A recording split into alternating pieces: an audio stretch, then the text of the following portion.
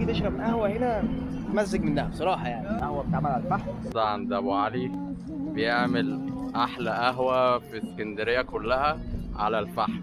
حبيبي يا كابتن مينا، منور دايما المكان كده بوجودك يا كوتش. والله تسلم ايدك على الحاجات العظمة اللي بتعملها. عاوزك تقول لنا عندك ايه بقى، بتعمل ايه؟ عندنا كل انواع القهوه بانواعها. عندنا قهوه نوتيلا، عندنا قهوه تركي، عندنا قهوه محوج، عندنا قهوه فرنساوي، عندنا بني غامق.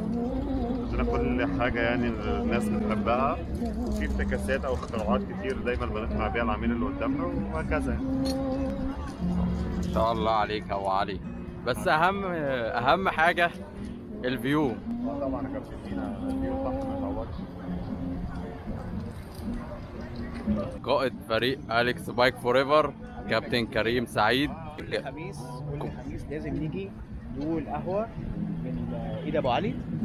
قهوه بتعمل على الفحم بطريقه جميله جدا. ما شاء الله كمان البن يعني مش جايب بن عادي، لا عامل ميكس حلو برضه ما شاء الله. تيجي تشرب قهوه هنا تمزج منها بصراحه، يعني فلازم كل خميس تبقوا موجودين عند ابو علي. حبيبي يا كابتن ربنا يعزك. ربنا يعزك. يعني كل الكواليتي اللي شغال بيه كلها خامات محترمة. شكرا يا ابو علي اللي اتحت لنا الفرصة للتصوير.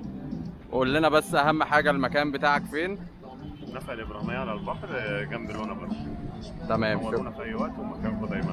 ان شاء الله اللي يشرب قهوه عندنا ينورنا يوميا وهنسيب لكم لينك الانستجرام اهم حاجة. باذن الله. شكرا جدا يا كابتن مينا. شكرا.